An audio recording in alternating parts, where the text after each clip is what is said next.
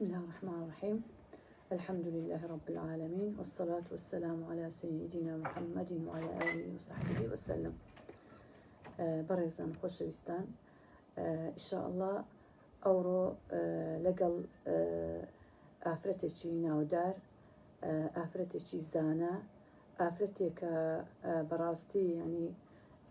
حەقا ینی باسی لێوە بکرێتن، ژیاننامەی بخوێندرێتەوە لەبۆ ئەوەی ئافرەتی مسلمان بیکات بە پێشەوای خۆی و دەرس و عیبرەتی لێوەربگریتن. ئەویش دەتوانین بڵێن نوسەیبەی قەرن العەشرین، ینی سەدەی بیستەم کە زەینەبە خانی غەزالیە ڕەزا و ڕەحمەتی خوای گەورەی لەسەر بیتن. بەڕێزان، زەینەب غەزالی حەز دەکەم باسی لێوە بکەین کە زەینەب غەزالی ڕەزا و ڕەحمەتی خوای لەسەر بیتن. بەڕاستی ینی وەکو باسم کرد کە حەقە ینی ژیاننامەی بە جوانی ئێمە وەکو ئافرەتی مسلمان ژیاننامەکەی بە جوانی بخینینەوە، هەروەها ئاگامان لە ژیانی ئەو ئافرەتە مجاهیدە بین کە چەند لە پێناو دینی ئیسلام تێکۆشایە، چەندە هەوڵیدایە، چەندە خۆی ماندوو کردووە بۆ ئەوەی بۆ قەزیەی ئومەتەکەی ئومەتی ئیسلامی، بۆ قەزیەی مسلمانان و هەروەها لە بۆ قەزیەی ئیسلام. لە سەرەتادا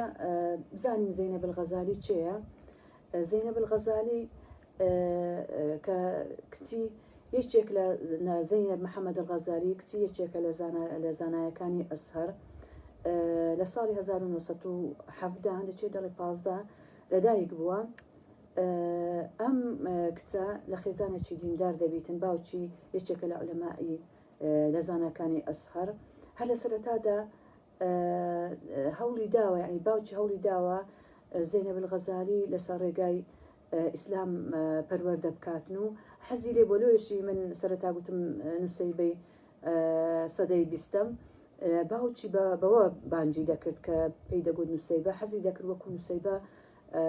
وەکو نوسەیبە بیتن و هاوڵی پێغەمبەر عەلەیهی سەڵات وەسەلام، چۆن تەنها نوسەیبە لەگەڵی ماوە لەگەڵ پێغەمبەری خوای گەورە لە شەڕی ئوحود، کاتێکە هەموو هاوڵەکان بەجیان هێشت کە پێغەمبەر عەلەیهی سەڵات وەسەلام باسی لە نوسەیبە دەکات، دەڵێت دەفەرمیتن هەر لە چەپم ئاوڕم دەداوە، لە ڕاستم ئاور دەداوە، لە پشتم ئاورم دەداوە، لە پێشم ئاور، هەر نوسەیبە بۆ دیفاعی لە من دەکرد. اینجا باوکی زەینەب غەزالیش حەزی دەکرد زەینەب غەزالی وەکو ئەو هاوڵە بەڕێزە بیتن، وەکو نوسەیبەی ئەنساری بیتن، نوسەیبە بنت کەعب الئەنساری بیتن، بەو شێوەیە دیفاع لە ئیسلام بکاتن، لە دینی خوای گەورە بکاتن، لە دینی پێغەمبەر بکات عەلەیهی سەڵات وەسەلام.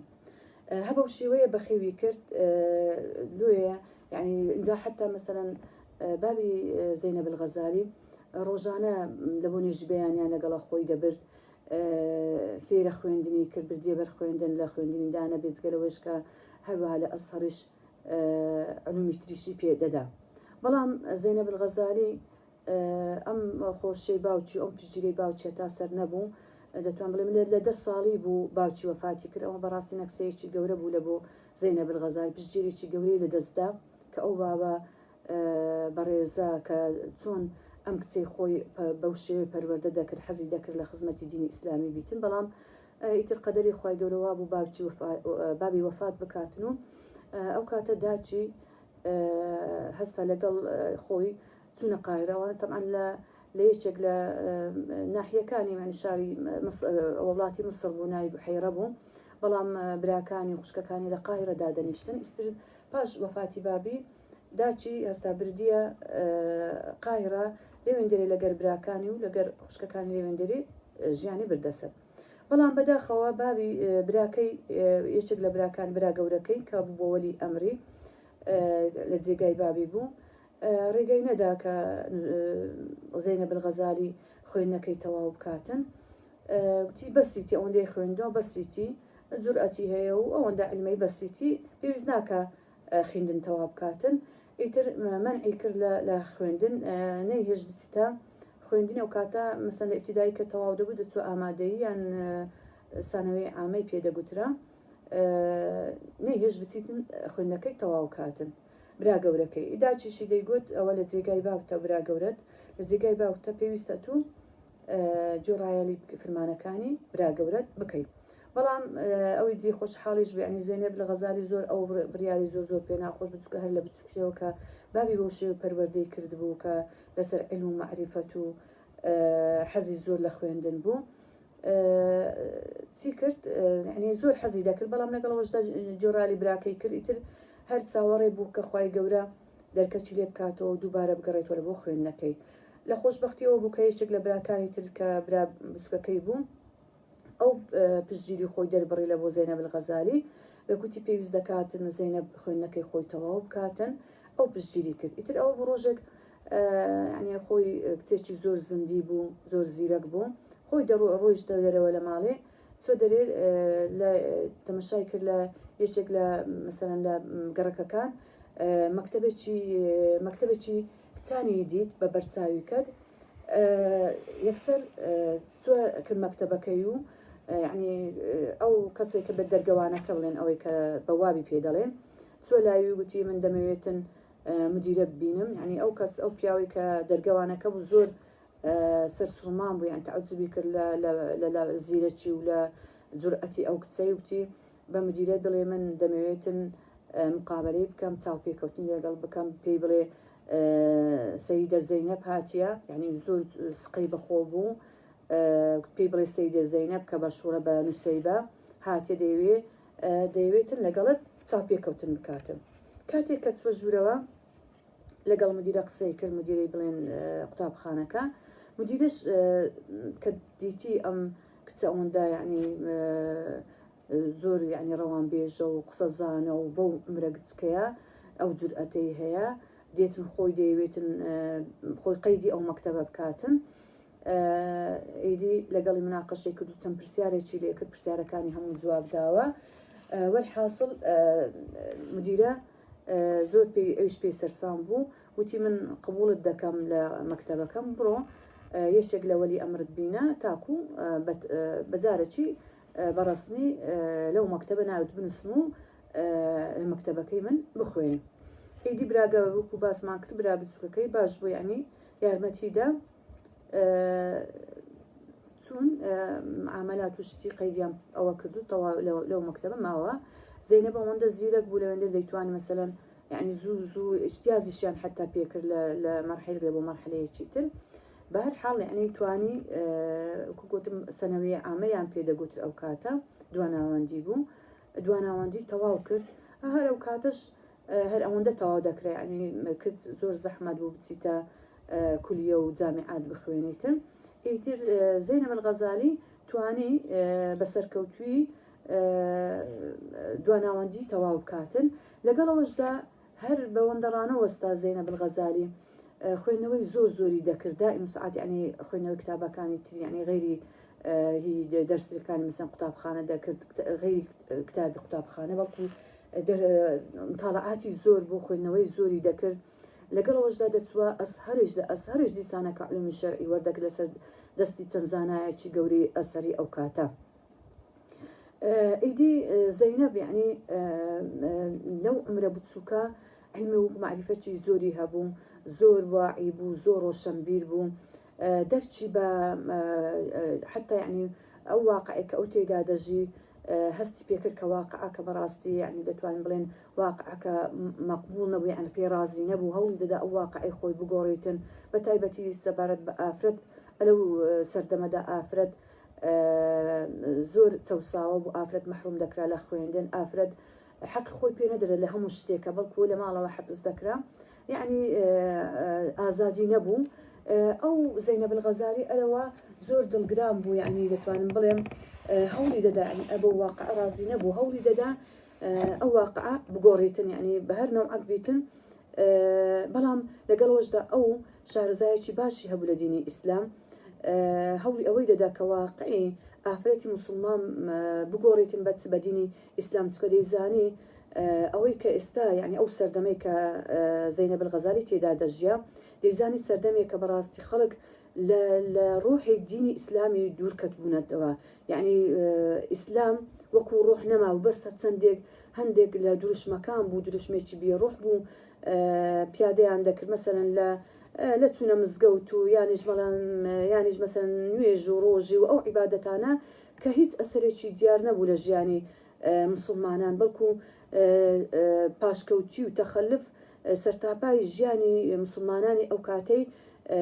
گرتبووە بەر ینی خەڵک دەتوان بڵێن زۆر لە دینی ئیسلام دوورکەتنەوە لە ڕوحی دینی ئیسلام دوورکەتنەوە هەستی بەوە کرد کە حەزیشی دەکرد ئەم واقعە بگۆڕێت بەڵام چۆن نەیدەزانی چۆن بگۆڕێت لێ ڕۆژێک لە یەکێک لە مجەلەکان دیتی ئەلانێک لێدرا بوو کە ئەو ئەلانە لە یەکێک لە مجەلەکان درابوو باس ئەوەی دەکرد کە بەعثات هەبوو بەعثات یعنی وەفد دەنرا لە مصرەوە لە بۆ مەسەن لە بۆ فەڕەنسا دەنرا بە ناوی خوێندن دەیان ناردن یعنی بۆ خوێندن دەیان نار کە دیتی تەماشا دەکا لە یەکێک لە جەمعیەکانی ئیسلامی جەمعیەت اتحاد النسائی بوو یعنی ئەو ناوە چێ سەرۆکایەتی دەکرد هودە شەعراوی سەرۆکایەتی دەکرد دەڵێ یەکسەر ئەم ئیعلانەی دیت یەکسەر چووە ئەو جەمعیەتە و چوو ئەو ڕێکخراوە و هودە شەعراوی کە دیتی ئەویش پێی سەرسام بوو دیتی تەماشا دەکا کچێکە تقریبان عمری ئەوهالە نەگەیشت بە 20 ساڵێکی 17 ساڵک دەبوو ئەوەندە زیرەک ئەوەندە ینی ڕەوان بێژ علمی هەیە معرفەتی هەیە ئەویش لە خوای دەویست بیقۆستە و چکە هەلە و سەردەمەدا ئێستا باسی هودە شەعراویش دەکەین و چۆن ئەم ڕێکخراوی دامەزراندووە بۆ چمە بەستێکی دامەزراندووە کاتێکە هودە شەعراوی زەینەب الغەزالی دێت وەکو بڵێ لە ئاسمانەوە قۆستیەوە و کردی بە ئەندامی خۆی و قبولی کرد کە بێت بە یەکێک لەو کەسانەی کە بینێریتن لە بۆ فەڕەنسا و وەکو یەکێک بیتن لەو وەفلانەی کە لە بۆ فەڕەنسا دانرا و بنێریتن بە ناوی دیفاع لە حقوقی المەرأە یعنی دیفاع لە مافی ئافرەتان لە فەڕەنسا اینجا پێش ئەوەی تەواوکەم بەڕێزان حەز دەکەم باسی هودە شەعراویتان لە بۆ بکەم هودە شەعراوی ئەویش یەکێک بووە لەو ئافرەتانەی کە ئافرەتێک بووە کە ئەویش هەوڵی لەدا ینی مافی ئافرەت ینی بگەڕێنتەوە وەکو باسم کرد کە واقعک بەڕاستی ئەو کاتە ینی هەر نەک ئافرەت بەڵکو هەموو ئینسانە کە خەڵک کە ئینسان لە دین دابڕە بە تایبەتی ئەو دینەی کە خوای گەورە لە بۆی ناردەوە و بە تایبەتی کە مسلمانیش بیتن کاتێکە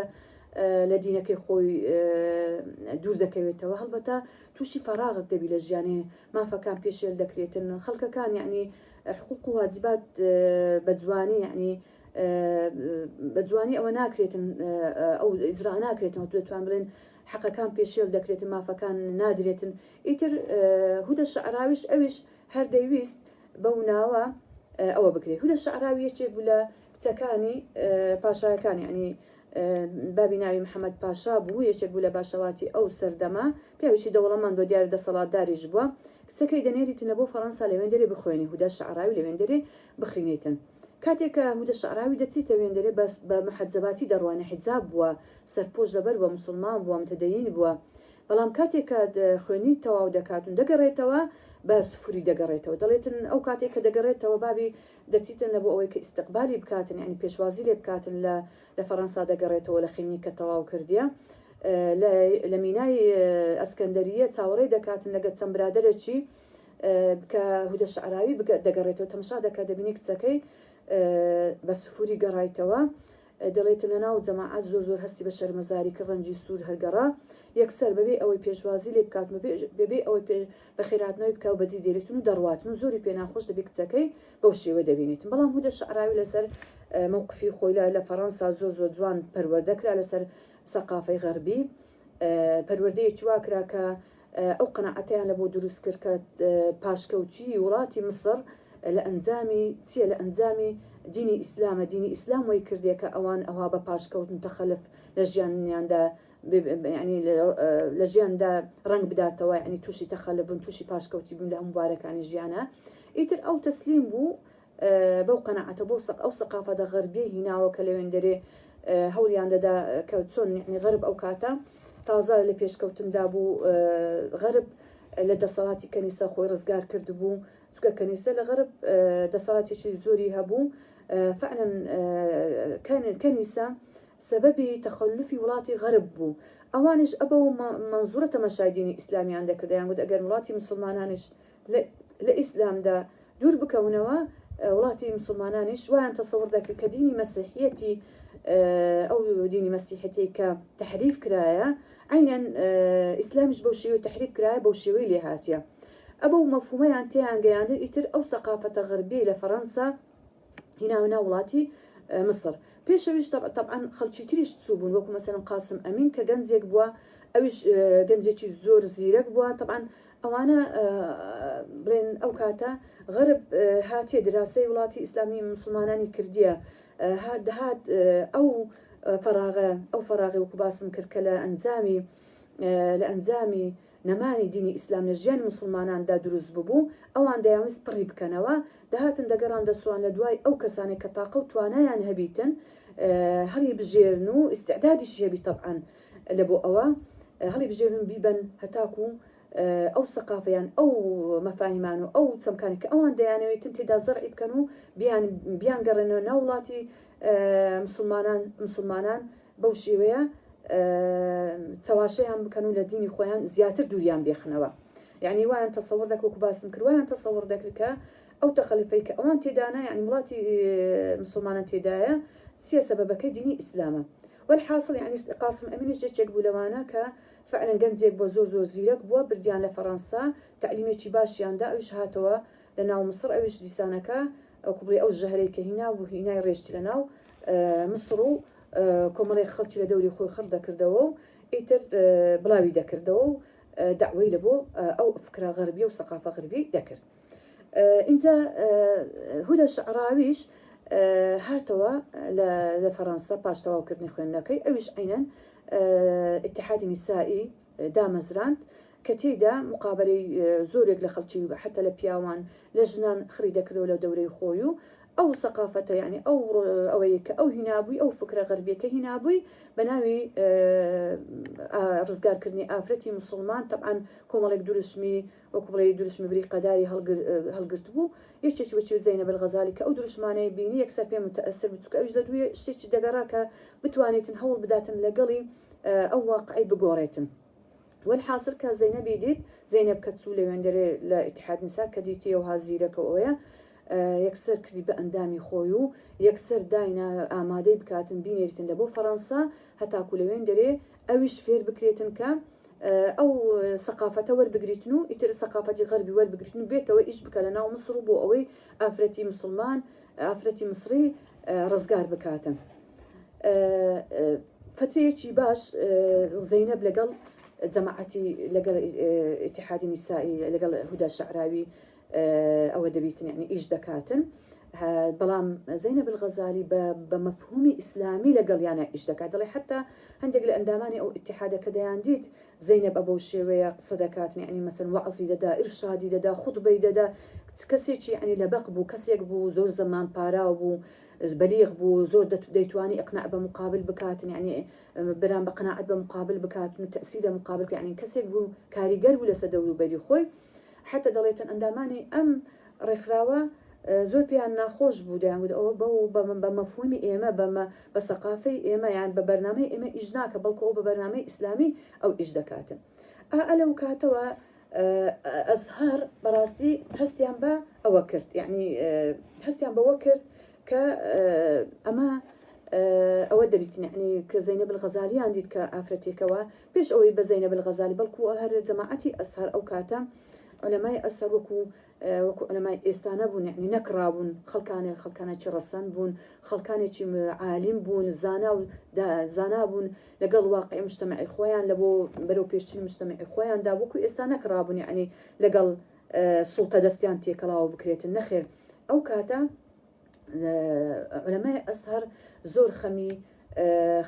خەڵکانی خۆیان بوو ئومەتی خۆیان بوو حەزیان حەریز بوون لەسەر ئەوەی کە پیا و ژنانی مصر لەسەر ڕێگای ئیسلام بن لەسەر ڕێگای ئیسلام دەرنەچن بەڵکو هەوڵیاندا کاتێک کە دیتیان یعنی ئەم هودە شەعراویە ئەم ڕێکخراوەی هینایەوە کۆمەڵێک ئافرەتی مسلمان و کچی مسلمان لە دەوری خۆی کۆ دەکاتەوە هەوڵ دەداتن کە بەو دروشمە ڕەونەق و بریقەدارانە قەناعەتیان پێ بکاتن ویان لێ بکاتن کە لە دینی ئیسلامیان دوور بێخێتەوە دەریان بینە ناو دینی ئیسلام و هەروە بێتەوە ویان لێ بکاتن کە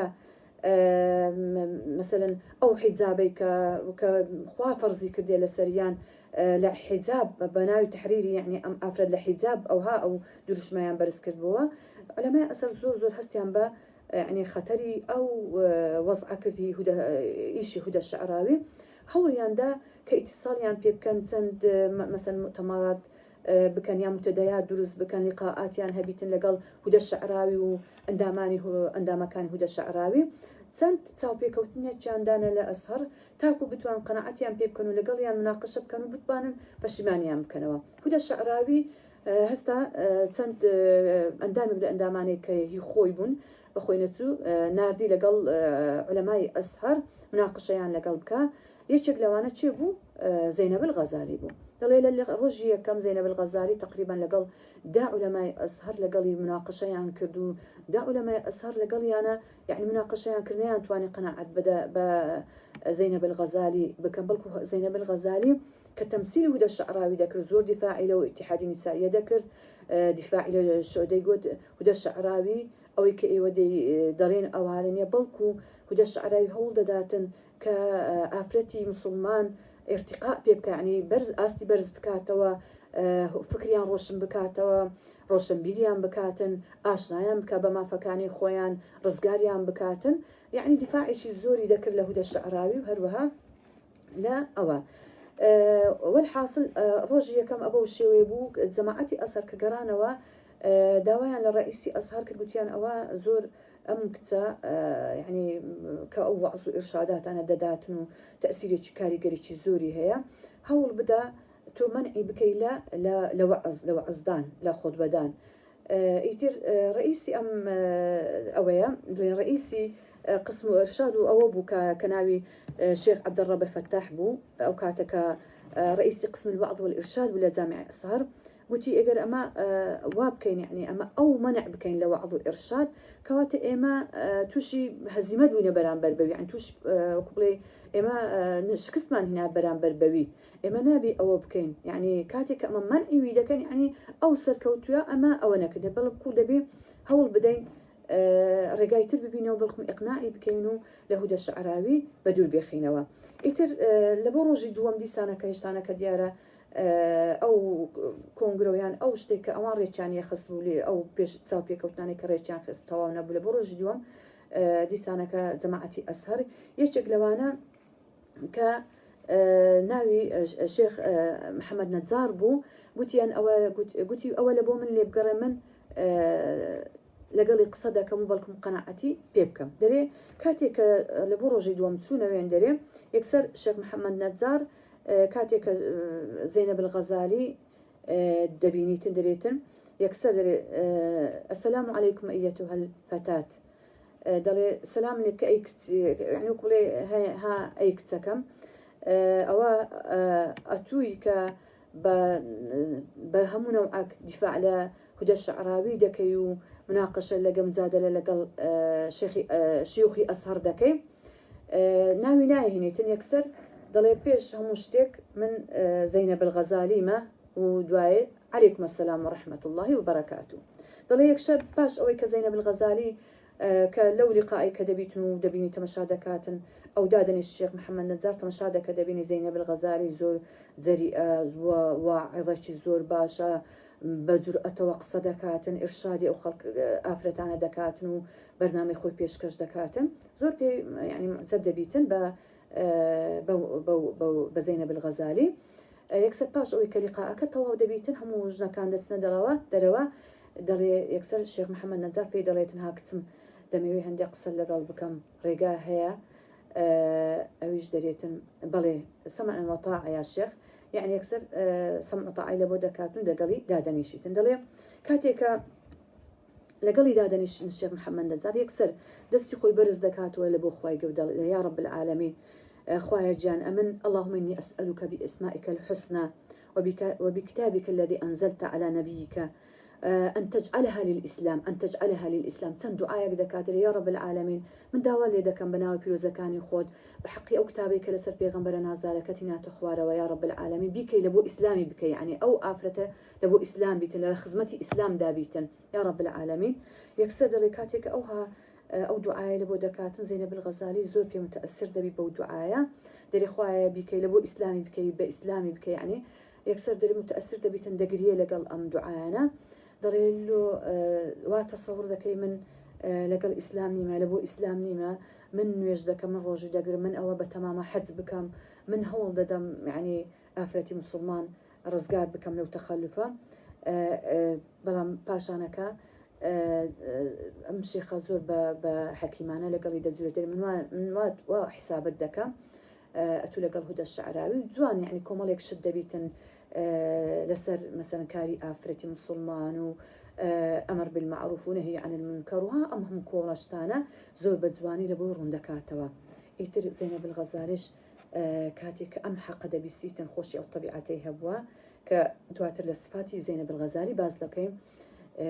حقی قبول کردیە یعنی ئەوە نەبووە ئیسرار بکاتن کاتێک کە حەق لە مقابل بووە یەکسەر قبولی کردیە ئیسراری لەسەر ئەگەر خۆشی پێ حەق بیتن کە دیتی حەق مقابلە یەکسەر ئیسراری نەکردی لەسەر ئەوەی کە خۆی بەسەر بێخیتن نەخێر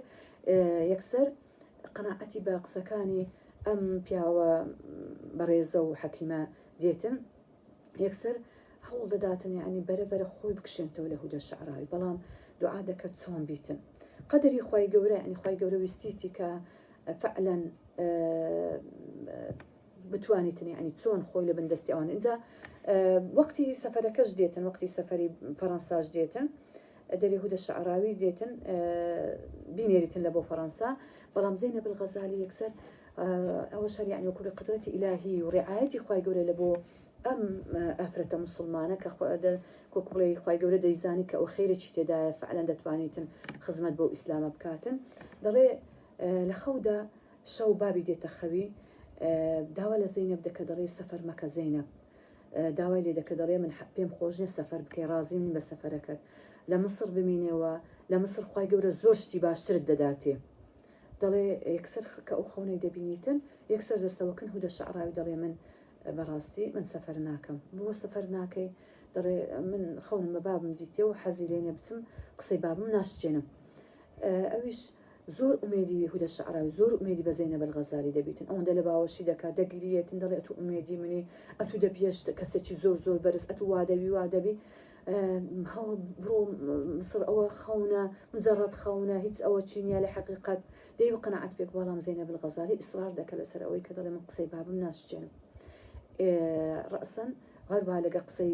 شێخەکانی ئەسهەر وردە خۆی لەوان بکشێنەوە بەڵام قەدەری خوای گەورەوا دەبی کە دەگەڕێتەوە لەوە یەکسەر غازی ماڵەوەیان دەتەقتەوە بە بەلاشەی زینەب الغەزالی هەموو جسمی دەسووتێتن سووتانەکەی زۆر خراپ دەبیتن حتا ینی هەموو دکتۆرەکان یعنی ئەمەلیان دانە تەواو کە ئیدی شفای لە بۆ نایەتن جێ لەوە دەبیتن جێ لەو قسەی دکتۆر دەبیتن کە ئومێدیان پێ نەمایە لە ئەگە ڕەحمی خوای بیتن ئەگەرنا ئومێد نیە کە سووتانەکەی زۆرە یعنی ئومێدی چاکبوونەوەی زۆر کەمە دەڵێ کاتێکە زینەب ئەو قسەی جێ لێ دەبیتن یەکسەر لە بینی خۆی و خوای گەورە زۆر دەپاڕێتەوە ئیستیغفارێکی زۆر دەکاتن لەوەی کە لەگەڵ هودە شعراوی ئیشی کردیە لەوەی کە دیفاعی لە هودە شعراوی کردێ لەوەی کە هیدایە دیفاعی لە فکری هودە شعراوی کردێ زۆر ئیستیغفار دەکاتن وعد بەخوای گەورە دەدادەرێ یا رب العالمین ئەمن ئەگەر بێت و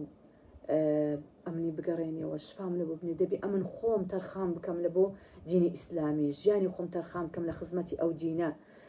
هەموو ژیانم لە بۆ خوا بیتن هەموو ژیانم لە بۆ ئیسلام بیتن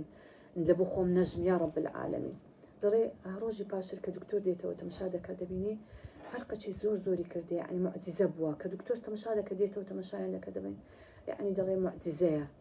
یعنی ئەو خبرە خۆشە بە خێزان و حتى بە جەماعەتی ئەسهەر دەدرێت دڵیان زۆر پێخۆش دەبیتن و ئیدی یعنی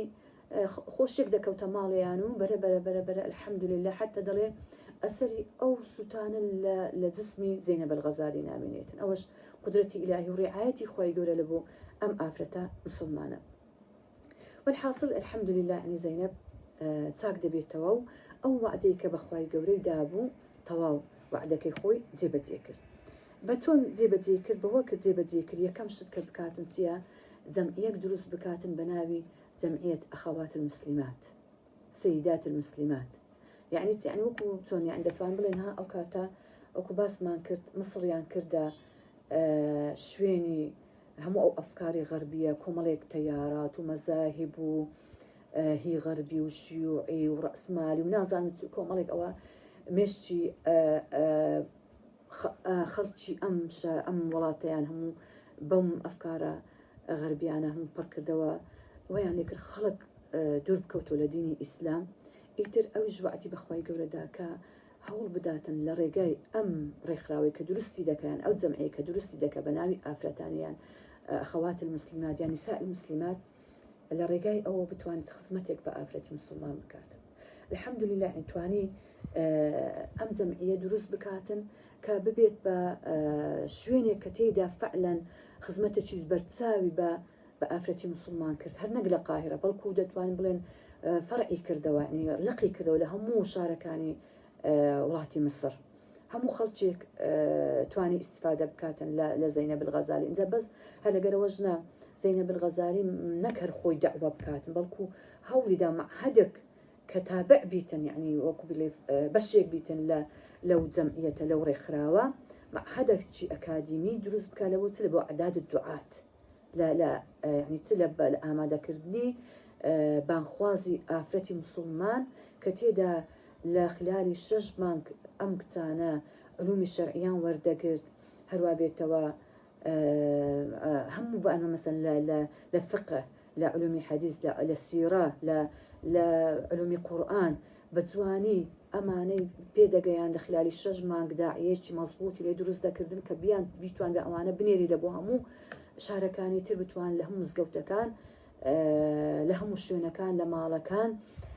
داوا بکەن بۆ خوای گەورە ئافرەتی مسلمان ئاشنا بکەن بە مافەکانیان حتا نەکەر ئافرەت بەڵکو پیاوان دەڵێ پیاوانی زۆر دەچونە لای لە بۆ ئەوەی کە ئاشنا بن چکەوەندە شخصێتە چ کاریگەری و عالیمە بووە فەقیهە بووە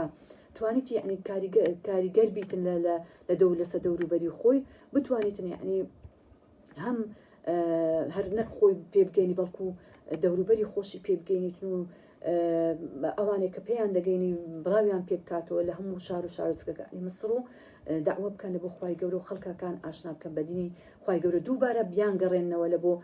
دینی ئیسلامی حەقیقی پاش ئەوەی کە ئیسلام بەس بەڕواڵەت ما بەس ڕووکەش مابوو بەس بەناو مابوو بەس مابوو ئینتیماء مابوو ئیلتیزام نەمابوو یعنی ئینتیمائیان هەبوو لە بۆ ئیسلام وەکو مسلمان بەڵام ئیلتیزام بە ئیسلام نەمابوو لە هیچ شوێنە الحمد لله يعني زينب تواني يعني لخلال أو جمعية بيت قالوش مزلتشي هر مزلتشي للتابع بوكا حفتان أو مزل دردتسو كتيدا ديسانا ككوماليك شتي جواني هر لسر إسلام لسر آفراد بڵاوی دەکردەوە بۆ ئەوەی خەڵکی دەوروبەری خۆی ڕۆشنبیر بکاتن خەڵکی خۆی هەوڵ بداتن یعنی ئاشنایان کە بە دینی خوای گەورە هەوڵ بداتن کە سەرکەوتن یانیش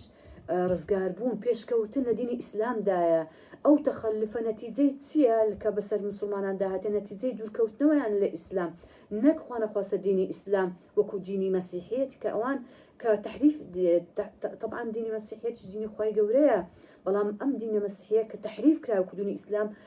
خوای گەورە پاراستیتی لە تحریف نییە کە غەرب بە کاتێکە خۆیان ڕزگار کرد لە کەنیسا ئەوان پێشکەوتن نە بالعکس وڵاتی ئیسلامی لۆ پاشکەوتنە بەرەوەی لە دینەکەی خۆیان دوورکەوتنەوە هەوڵی دەدا خەڵکانی دەوروبەری خۆی ئومەتی ئیسلامی بگەڕێتەوە لە بۆ ئیسلام هەتاکو ئەو پێشکەوتنەی کە لە ئیسلامدایە جارێکی تر پێوە ئاشنا بن و خۆیان بەرەو پێشەوە پێ بن وڵاتەکەشیان بەرەو پێشەوە ببن کۆمەڵێک نەشاتاتی ساڵاتی تریشی لەم جەمعیەدا دەکرد زەینەب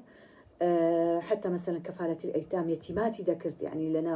أو يتيمات مثلا بيت قالوا كما يعني يارمتي مادي ومعنوي ددان ماديا يارمتي ددان هروها معنوي في أو يتيماني رعايتي ذكر كفالة أيتامي ذكر هروا بيتوا آفرتاني مسلماني زور شتريشي في ذكر حتى أشغال يدوي مثلا يعني جن تدادة سفيري مثلا كاري دستي وهنر وزور شتير لنا أو جمعية زينب الغزالي ذكره بەو شێوەیە زەینەب الغەزالی توانێت شەڵتێکی زۆر باش ببینیتن ئەلەو کاتەدا وەکو بڵێم مصر بەڕاستی ببووە شوێنێک وەکو باسمان کرد شوێنێک بوو کە هەموو خەڵکات دەهات لۆ چکە سوڵتە ئەو کاتی ئەو سوڵتەیە سوڵتەی عەمیل بوو سوڵتە بەکرێگیراو بوو کە خۆی لە چێ دەبینەوە لە جەمال عەبدولناسر دەبینەوە جەمال عەبدولناسر یەکێک بوو لە عەمیلەکانی وڵاتانی غەربی وڵاتانی ئیسرائیلی کە ئەوان بەواستەی جەمال عەبدولناسر یعنی پاش ئەوەی طبعاً پاش ئەوەی کە ئەوان بڵێن ئەو وڵاتی مصر احتیلال کرا احتیلالی بەریتانی بوو لە ژێر دەسەڵاتی بەریتان بەڵام پاش ئەوەی کە ڕزگار کرا ئەمانە ئەم غەربە پاش ئەوەی کە وڵاتەکان ڕزگاریشان على سەرزە دەست ئەوە بەڵام ئەوان دەستیان هەرمانە ناو ئەو وڵاتانە و دەستیان بەرنەبوو بەڵکو کاتێک کە ئەوان وەکوڵی جێشیان چێشاوە و خۆیان ڕۆیشتنەوە بەڵام چیان لە جێگەی خۆیاندانا ئەو عەمیلە ئەو دەسەڵاتدارە عەمیلانەیان لە جێگەی خۆیاندانا وەکو مەسەن لە مصر چێ بوو جەمال عەبدولناسر مەسەن لە تورکیا کەمال ئەتاتورک کە ئەویش هیچ کەمە چتری نەک لە جەمال عەبدولناسری کە بتوانێتن کە فعلا خەڵکی ئەم وڵاتە لە دینی خۆیان دوور بێخنەوە خەڵکی ئەم وڵاتە ویان لێ بکەن هەرچی خەڵکی بێگانە هەیە ئەفکاری غەریب هەیە بینە ناو ئەو وڵاتە هەتاکو ئەوان لە پێناوت لە پێنا ئەو دەسەڵاتێک کە هەیە بوو بمینێنەوە بەو شێوێ ئەمانە ئەو خیانەتیان لە وڵاتی خۆیان کرد لە وڵاتی مسلمانان کرد لە بەر لە پێناوت لە پێناو دەسەڵاتێک کە ئێستا هەر لە وجودیش نەماینەوە تا دەبینین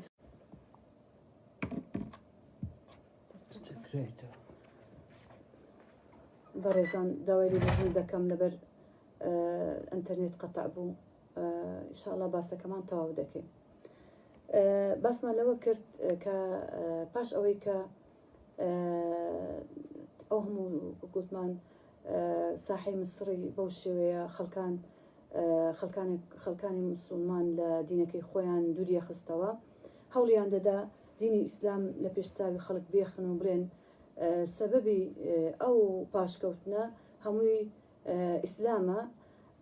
کەوای لێکردنە کە ئەوان تووشی تەخەلف بن تووشی پاشکەوتن بن لە ژیانی خۆیاندا بەڵام وەکو باسمان کرد کە خی گەورە دینی خی گەورە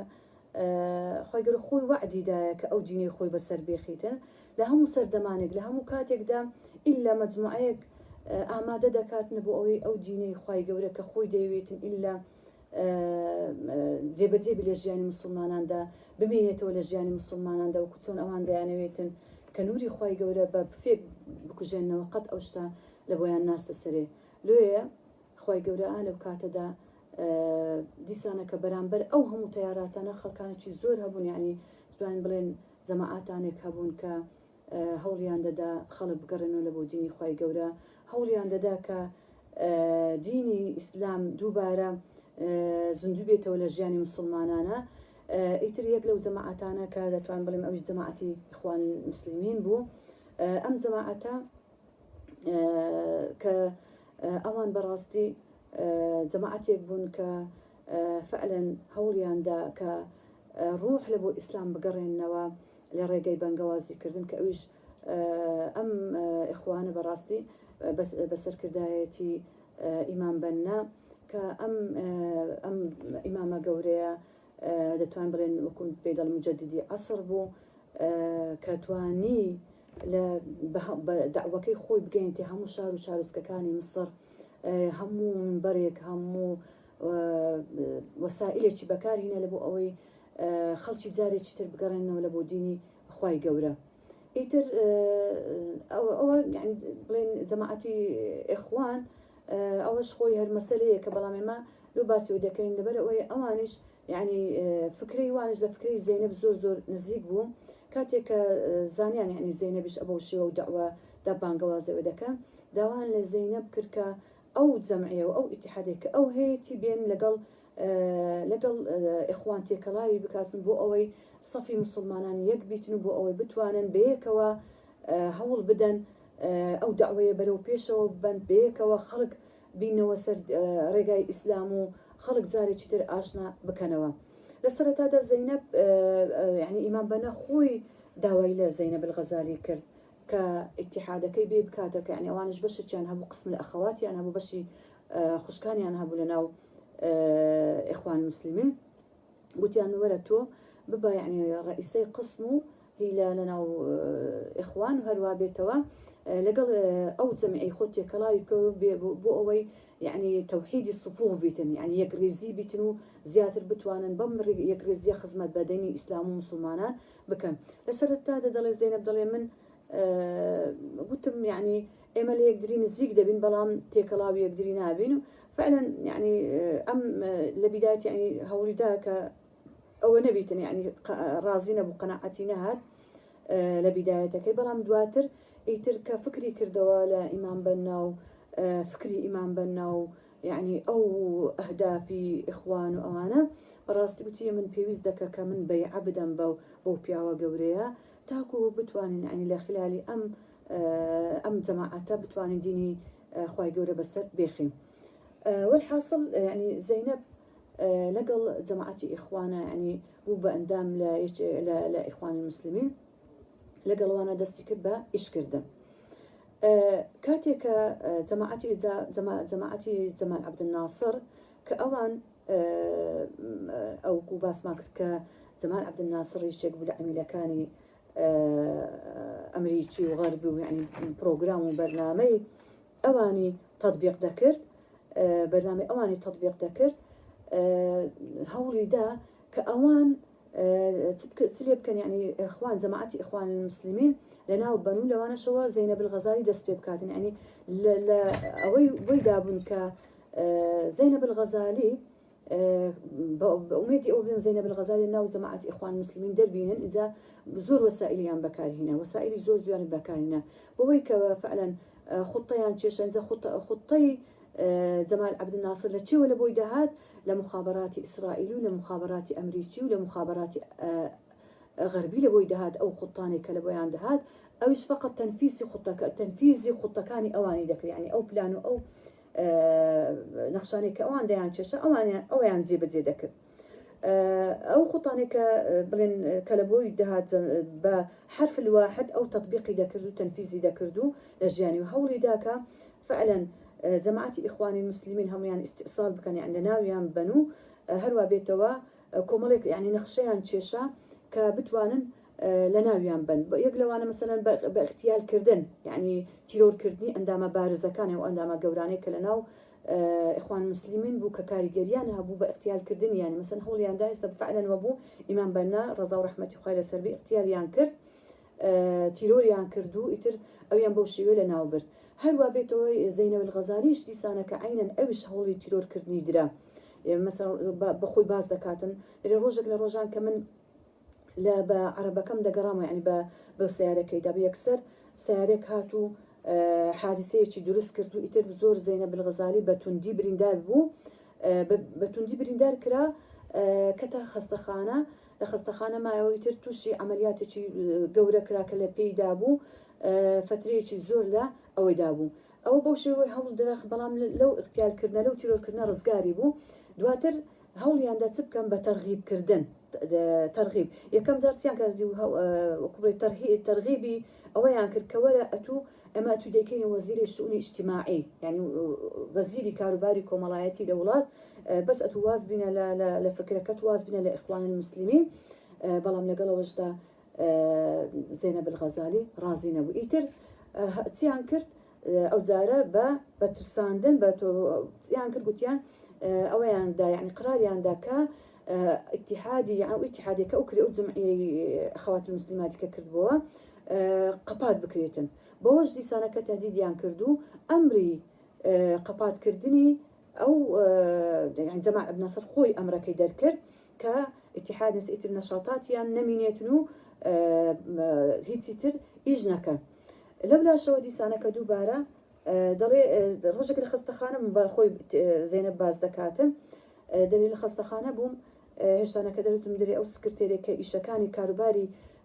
جمعي لبو مرة دبران دري كمالك أوراقي لكم وهيناي تاكو من إمزابكم بلام نيان هش دكتور وبياو كم نيان هش من أوراقنا بينسكا دا ترسانة سروي كأمن بي متأثر بمو يعني تأثير لصحتهم بك بلام باشتر دريت إنه سكرتيري كبي قلت مكتي أو أمري أو أمريكا بنشاط صالات كان من محدودة كان يعني غادة وستينون اتحاد جمعية كمان غادة قدم دلي باش أنا كدري أو أمريان أو كدوا باش أنا كدري سكرتير كم هاتو دلي أمريكان وقف كدي يعني تنفيذي ناكن دەرێ پاشانەکە هاتەوە بەڵام وەرەقەچی لە بۆ من هینە تەمەشام کرد ئەو وەرگوتی بەس ئەو وەرەقەی ئیمزا بکە ئەوە ئێمە جارێکی تر دەتوانین جەمعێکی خۆمان بکەینەوە نەشاتاتی خۆمان دەست پێ بکەین ساڵاچەکانی خۆمان دەست پێ بکەین لێر تەمەشا وەرەقەکەم کرد دەبینم چیە ئیستیمارەیەکە ئەو ئیستیمارەیە چی تێدایە ئیستیمارەی تێدایە کە ئەمن انتسابە يعني چه يعني وەکو بڵێ ببێ بە ئەندام لە چێ لە ئیتحاد الاشتراكی هیچێ هیچ جەمال عەبدولناسرە يعني لەو جەماعەتا ببێ ئەندام والله دەری تەمەشا وەرەقەکەم ئەمن ئیمزای ئەو وەرەقەیە بکەم و دەرێ نا والله دەستم شەر بیتن ئەگەر ئەمن ئەو وەرەقەیە ئیمزا بکەم چۆن ئەمن دەبمە ئەندامی یەکێک لە تاغی کە دەستی بە خوێنی مسلمانان سوور بووە علەمای گەورە یەکێک مثلا عبد الفتاح ئۆدە و کۆمەڵێک لە ئەخوان مسلمین و کۆمەڵێک زانا و کۆمەڵێک پیاوی مسلمانی معقول و گەورە پیاوانی مسلمانانی ئەوە دەستی بە خوێنوانە سوور بە چۆن من لەگەڵەوانە دەستێک کەڵاو دەکەم چۆن من يعني دەکاگەرە من ئەوم ئیمزاکر يعني اعترافم کردێ بە تاغوت چۆن من اعتراف بە تاغوت دەکەم دەڵێ وتم نامانەوێ بە قەپاتی بکەن والحاصل يعني زەینەب هەم بە تەرغیب هم بترهيب يعني بترسان وبتوقان هروها بوي كطماعيان دداي كوا زاري شو دوان لك ولا أو متزلمة مدي إما بس خمان بكارين ما قانت سنين جنيهات الدديني يعني بهزاران جنيهات الدديني بهوش هالرازين أبو كواتبتي من سون من ديني خوم دفروش من لبنا ومالي دنياي ودنياي تشيفاني جياني خوم من بخد دكم لبنا وخاي جورا لبنا وديني إسلامي سون من بري خوم دكم من بري طواغيت وفكري غربي وفكري لا إسلامي لنا من بري من بلاو بكريتوا زور بتوندي بران بريان رادا واستوى زينب ضريت زمان عبد الناصر لبوي عن جرابه ودرين سكات زمان عبد الناصر ناوي توجيلي دبيتن زور تورا دبيتن هردستو بي ورنجي سور دبيتو عصبي دبيكاتي جيل دنجيتو دبيتن ضريتن الحمد لله او طاغوتانا اللي ما عنده ترسين هيبت مان هي لسر امانه يعني ابو شيوي وند كاري قلبه امانه والحاصل يعني لقل جماعة إخوان مسلم دز بإيش كردن دائما جمال عبد الناصر وكبري تنفيذي أمري أواني سلوخوي وغرب وأمريكا وصهيونية دكاتن لهولي أو دابن كتقارير زوريان كودا كدولة سر هم أو جماعاتاني كلنا ومصر دابن تقرير طبعا أوانا دراسة مجتمعي مصريان بتواوتي كرد يعني بتواتي كرديان ديان زاني أو جماعتاني لو كاتا هنا تسدا كانت سناكا مثلا لو كاتا كومالك بيت قالوا مثلا قلت مان تيارات غير إسلامي هبو بلان بالمقابل لسانك تيارات إسلامي زور أفكاري يعني جماعات إسلامي زور بمقابل أوانا دروس بوك هولي عند دا أوانيش زاري جيا إسلام بيننا وناوش جاني إسلام برانبر بأوانا راب وصنوا لو أنا مثلا هبو أو جماعتنا أنصار السنة هبو عباد الرحمن هبو جماعة تبليغ هبو شباب محمد هبو جمعية شرعية هبو حزب التحرير جمعيات إسلامية زور هبو لما أهد لما دارس كان زور هبو بلا هبو هاد جماعة إخوان المسلمين هبو بلام أوان بالضبط أو تقاريان كويان كرو لسر هم أو جماعتنا بس تركيزيان كرسر شي لسر جماعة إخوان المسلمين تركيزيان كرسر أوان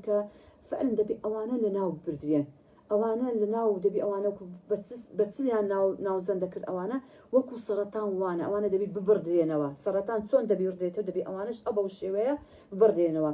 تخطيطة چي باشيان چي شاكا كرديان التقرير حاضريان كر لبندستي چي عندنا لبندستي جمال عبد الناصر بس تنفيذي خطي أواني تنفيذي خطي أواني دكر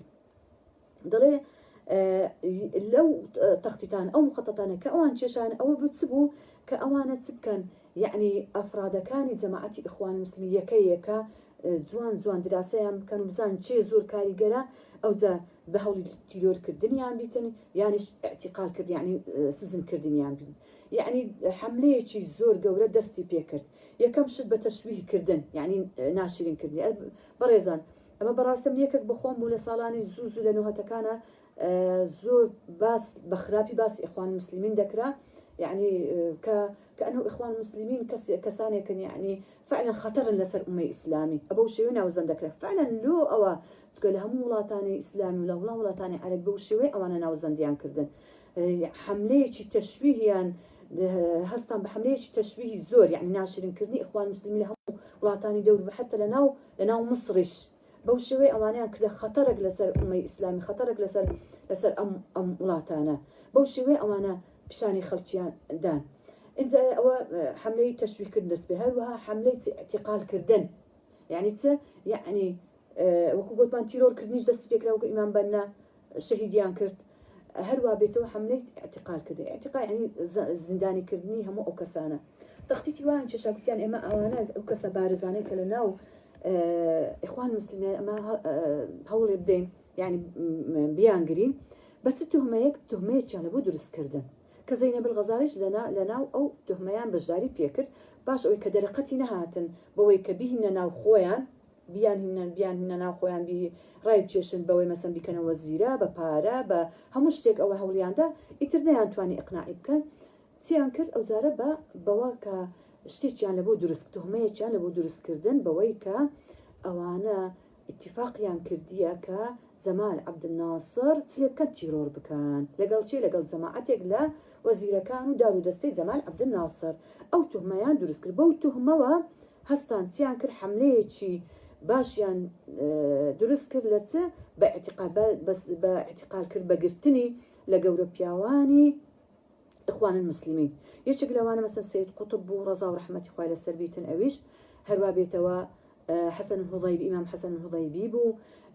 یەکێک تر ئەوانە لە کۆمەڵێک حتى مەسەن حەمیدە قوتب خوشتی سید قوتب محەممەد قوتب زۆرێک لەو پیاو مەزنانەی کە ئولەما بێتگەلەوەی کۆمەڵێک گەنج یعنی دەرێت بە هەزاران گەنجی مسلمانی ئیخوانی مسلمینیان هەموویان هاوشتە ناو سجن هەدەفیان چ بگوتیان ئێمە ئەوانە داوێنە ناو سجن کوبڵێ لە ناو ئەوە ینی دووریان دێخنەوە ناومشت ئەو کاریگەریان نیان هێن لە ناو مجتەمەعی میسری بێجگەلەوەش ئەوانە عائیلەکانیان ژنەکانیان بێمێر دەمینێنەوە بێ معیشەتیان زەحمەت دەبێ منداڵەکانیان لە مەجبوری و لە فەقیری دەست لە خوێن ئەوان دەیانزانی جەماعەتی ئیخوان مسلمین هەمویان ڕۆشنبیرن مثقفن هەوڵ دەدەن یعنی دائما خۆیان فێر بکەن ماڵ و منداڵ خێزان ئەوان فکریان ئەوە بوو کە فرد المسلم دروست بکەن یعنی تاچی مسلمان لە تاچی مسلمان خێزانی مسلمان دروست بکەن لە خێزانی مسلمان مجتەمەعی مسلمان یعنی کۆمەلگای ئیسلامی دروست بکەن اینجا دوایێ ئەو حکوومەتێک کە دروست بکرێت دەبێ حکم بک بە حکم ئیسلامی بیتن ئەوان باش دەیانزانی لۆیە ئەوانە ئەوەیان لەناو هەمویان ئیخوان المسلمیان تەرکیزیان کرد ئەوان کەیان هەموو واز لێنا هیچ علاقیان با چکە دەیانزانی ئیخوان المسلمین تەرکیز دەکات لەسەر چ تەرکیز دەکات لەسەر عملی سیاسی چکە ئەوان دەیانویست مجتمعی ئیسلامی وەکو مجتمعی غەربی لێ بکەن ئیسلام لە حیاتی سیاسی نەمینێ ئیسلام فقط لە بینی فرد و خوا بیتن نوێژەکەی کەی خۆی بکە ڕۆژەکەی خۆی بگریتون تەواو ئیتر علاقی بە سیاست نییە علاقی بە ئیجتیماع نییە علاقی بە اقتصاد نییە يعني شمول بەڵام هەرچی ئیخوان المسلمین بوو شمولیەتی ئیسلامیان عرض دەکرد ئیسلامیان ئەوە عرض دەکرد کە شاملە ئیسلام سیاسەتە ئیسلام ئیجتیماعە ئیسلام اقتصادە ئیسلام ثقافتە ئیسلام هەموو ژیانی ئیسلام ئینسان دەگرتەوە ئەوان بەو شێوەیە دەیانویست ئیسلام لێم کە دیتیان جەماعەتەکانی تر بەو شێوە بەس ئیخوان مسلمین هەوڵیاندا ئەم شتانە بکەن بۆ ئەوەی ئەم جەماعەتە وەکو گوتم وەکو سەرەتانێک چۆن سەرەتا مەسەن دەبڕێتەوە ئەوانش ئەوە شێوەیە ئیخوان مسلمین ببڕێنەوە لە ناو مجتەمع لە کۆمەلگەی مصری دووریان بێخنەوە ئینجا اعتقالات دەستی پێکرد وەکو بڵێ حملەی گرتن و ڕاوکردنی ئیخوان بە هەزاران خەڵکیان هاوشتە ناو سجنەکانی خۆیان یەک لەوانە زەینەب الغەزالیشیان گرت و ئەویشان هاوشتە دەرێتن لە ساڵ 1965 بوو هجومیان کرد سەر ماڵی زەینەب الغەزالی ئەو ماڵیان هەموو وێران کرد و هەمیان شکاند و هەمویان یعنی فەوزایان دروست کرد و ماڵە دەڵێ کاتێک کە داوای لێکردن کوانی ڕوخسەتی تەفتیشکردن کوانی ڕوخسەت دەڵێ دەستیان بە پێکەنین کرد جەمال عەبدولناسر ڕوخسەتی لە بۆ چییە جەمال عەبدولناسر چێن دەرێ بێوێ دەچیتن ئەو بە ئەمری عەبدولناسر ئێمە هاتینە ئێرانە کە ماڵی ئێوە تەفتیش بکەین و دەدەێتە ڕایان پێچە ئەویشیان بردە لە سجنێک سجنی حربی لە سجنی حربی دەڵێتن چن نەما لە ئازار و ئەشکەنجە لە جوندان دەست پێ بکات تاکو و لێدان دەڵێ ئەو کاتێک کە منیان بردە سجن باس لەوە لە کتابی ئەیام فی حیاتی ئەم کتابە بەڕاستی یعنی ئەگەر هەموو داواتان لە کچەکانم دەکەم ئەوانەی کە ئەوە لە ئافرەتی مسلمان دەکەم ئەم کتابە بخوێنەوە کە ئەم ژنە کە فعلا نوسەیبە بووە کە چۆن نوسەیبە ژیانی خۆی تەرخان کرد لە پێناو پێغەمبەر يعني دیفاعی دەکرد لە ڕاست ئەمش دەش بەو شێوەیەی هات یعنی کاتێک کە گیرا ئەو تەعزیبەی کە درا بەخاص لە جەمال عەبدولناسڕەوە لە بۆ دەرچوو دەبی فەوقی تەعزیبی پیاوەکان بیتن یعنی چی دەبی تەعزیبی زەینەبی لە تەعزیبی پیاوەکان زۆر زۆر قورستر بیتن زۆر زۆر قورس فعلا دەڵێ یەکەم جار ئەمیان هاوشتە ناو زینزان دێت تاریک بوو دەڵێ کە چوومە ژووری تاریک بوو جێم لێ بوو دەرگاکانیان قەپات دەکرد لە ناکاو کارەبایەکی زۆر بە قووەت هاتەوە ئیتر تەمەشا دەکەم لە ناو کۆمەڵێک سەگ لە ناو ئەو زینزانەیەدا بوو دەڵێ ئەم سەگانە پڕیاندا من بە هەموو شێوەیەک بە دەم و چاوم بە سینگم بە پشتم بەلاقم بە ئەوم نادرێت بە ژماردن نایە نەمزانی چەند سەگەوا پڕم دەدەنێ دەڵێ چاوی خۆم قەپات کرد و لەبەرە خۆم بەس ناوەکانی خۆی گەورم دەژمارد ناوە پیرۆزەکانی خۆی گەورم دەژمارد من گوت یا رب العالمین أسألك بأسمائك الحسنى يكيك ناوكاني خوي قورم دا دجمار يا رب العالمين أمني مشغول كبخوت بخوش بيستي خود برزاي خود يا رب العالمين آقام لدنياي أوانا دورم بيخوا بميخة دنياي خود يا رب العالمين بما ناو محبتي تو بما ناو رزامندي تو دلي أبو الشيوية من هر أوانا آقام لي بودري أوانا بمنيان مش هر لقروا خريق بوم لأن ناكاو دواي درقي زنزانيان كردوا دوبارة سەگەکانیان لێ کردن و چوومە دەرەوە گوتم ئێستا من لە ناو خوێنم ئەو جلکە سپیانان لە ناو خوێنە و هەموو قەلبم هەموو خوێنە دەڵێ کە چوومە دەرەوە تەماشا دەکەم هیچ ئەو جسمای من هیچ هەر جلکەکەم سپیەوەکو خۆیتی هیچی لێ نەهاتیە يا رب العالمين أو فضل ورحمتي تو من مستحقي أو فضلي توما من مستحقي أو رحمتي توما من ضعيفتي وكو من سما من أو فضلي تو لقال من تكردوا أو رحمتي تو لقال من تكردوا كمن أو على باراستوا لو أنا دەڵێ بەو شێوە یعنی زیندانی کردنەکەی بەو شێوەی برد ئینجا لەگەڵەوە دا وحشترین خەڵک کەس کە هەڵیان بژارد کە ئینسانیەتی تێدا بدرێت زۆر شەرستر بوو لە سەگەکان بەڵکو سەگەکان زۆر باشتر بوو لەو کەسانەی کە منیان تەعزیب دەدا ئەوانە یعنی دایان تەعزیب منیان دا دەستەوانە یەکێک لەوان پێما بیناوی شەمس بەدرەدین بوو کە ئەوە هەوڵ لێدا بکاتن یعنی تەعزیم دەبەت منی بەدارێەوە دەکرد ئینجا دەرێت لە 50 دەستی پێکرد بە 50 لە تا 500 بەس زەڵدەی لە من دەدا بەس هەتا ئەتراف پێکە بڵێ ئێمە لەگەڵ ئیخوان المسلمین تەختیتیمان کێشاوە پلانمان کێشاوە لە بۆ ئەوەی جەمال عەبدولناسری اغتیال بکەین یعنی تیرۆری بکەین اینجا ئەوش دەیگوت چی دەیگوت من ئێمە وەکو ئیخوان المسلمین هەدەفیمە زۆر لەوە گەورەترە هەدەفیمە عەقیدەی ئیسلامیە هەدەفیمەوەیە کە فەردی مسلمان دروست بکەین هەدەفی ئەمەوە حتى سەید قوتبیش ڕەزا و ڕەحمەتی خوای لەسەر بی دەڵێ تیرۆرکردنی جەمال عەبدولناسر چییە ئێمە هەوڵ دەدەین کە جەمال عەبدولناسرێکی تر دروست نەبیتە لە ناو مجتەمع ئێمە چمان لە اختیارکردنی عەبدولناسرە ئێمە هەوڵ دەدەین کەسێکی وەکو عەبدولناسر لە ناو مجتەمعی ئێمە دروست نەبیتن هەوڵ دەدەین فەردی مسلمان دروست بکەین هەوڵ دەدەین خێزانی مسلمان دروست بکەین هەوڵ دەدەین مجتەمعی ئیسلامی دروست بکەین ئێمە ئەوە هەدەفێکی زۆر تافیە هیچ نییە ئەوە کە ئێمە عینم زەینەب الغەزالی ژەڕێتن ئیخوان مسلمین هەدەفیان زۆر لەوە گەورەترە هەدەفیان عەقیدەی ئیسلامیە هەدەفیان ئەوەیە کە ملەتی مسلمان ئەم مسرا خەڵکی ئەم مسرە بگەڕێنەوە لە بۆ عەقیدە پاکەکەی خۆیان لە بۆ قورئان لە بۆ سوننا لە ڕێگای سەحابە ئێمە ئەو هەدەفە زۆر تافیە ئێمە خۆمانی پێوە خەریکەین بەڵام لەگەڵ ئەوەشدا ئەوانە ئیسراریان دەکرد کە ئیعترافیان پێ بکەن لەوەی کە ئەمانە ئەم خوتەیان دانا اینجا ئەو تەعزیبە بە بەردەوامی بێجگە لە تەعزیبی فەردی اینجا ئەوان دەیان زانی ئەنو یەکێک لە خوتەکانیان ئەو بگوتمان اعتقاد کرد خوتە چیت کەشیان دانا بوو جەماعەتی عەبدولناسڕەوە کە وەکو دایانە دەستیان کە ئەوە بوو کە ئەوان دەیان زانی پەیوەندی نێوان ئەندامانی ئیخوان المسلمین پەیوەندێکی زۆر بە قووەتە حتى ئەوانەی کە مەسەن یەکدریش نانەسن پەیوەندێکی ڕۆحیان هەیە یعنی بێجگە ئەوانەی کە یەکدریان دانست دائما لقائیان هەبوو دائما لقائی ودی و خۆشەویستی و محەبەت و پشتگیری یەکدریکردن و نەسرەتی یەکدریان هەبوو بەڵام لەگەڵ ئەوانەی کە یەکدریش ناناسن لەگەڵ یەکدری ئەوان علاقەکەیان کوبوو يعني علاقەیەکی ڕۆحی بوو مثلا یەک لەو شار بە ئەوانە علاقەیەکی ڕۆحی بەیەکەوە یانی بەستا بوو ئەوان دەرک بەوە کرد گوتیان دەبی ئێمە هەوڵ بدەین ئەم علاقەیە لە بینیانە تێکدن بە چه علاقە تێکدن دەچوو مەجبوریان دەکردن تەعزیبیان دەدا ویان لێ دەکرد بەدەست و خەتی خۆیان شت بنووسن لەسەر تەقریران پێ بنووسن لەسەر برادەرەکەیان بچن پێ پیشەم ئینجا فعلا ویان کرد مثلا زەینەب الغەزالیان گوت داهات نەکردن زەینەب الغەزالی ئەتو لۆ ئەوە ناکەی اعتراف ناکەی وەرە اعتراف بکە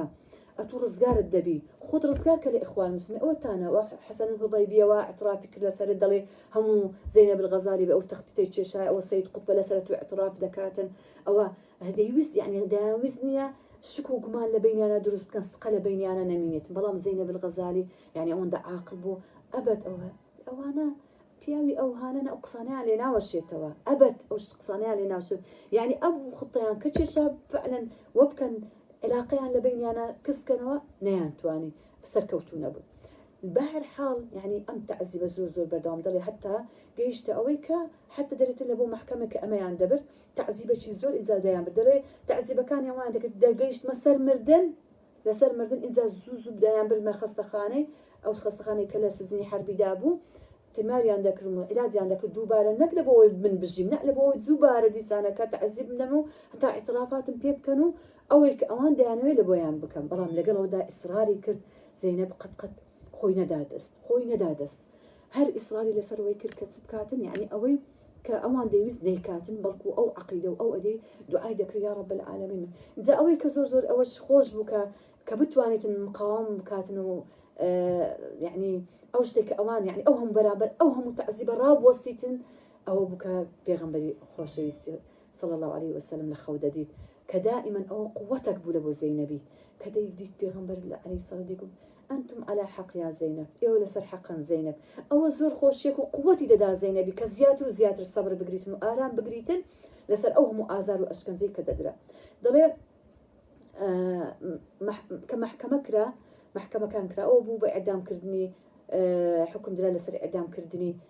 سيد قطب هروها كومالي قلا قلوانيش تيسان حكم إعدامي على بو درسو لبو زينب الغزالي 25 صال لا أشغال شاقة حكمك لبو درسو تبدا صالي لبو درسو إنزا دري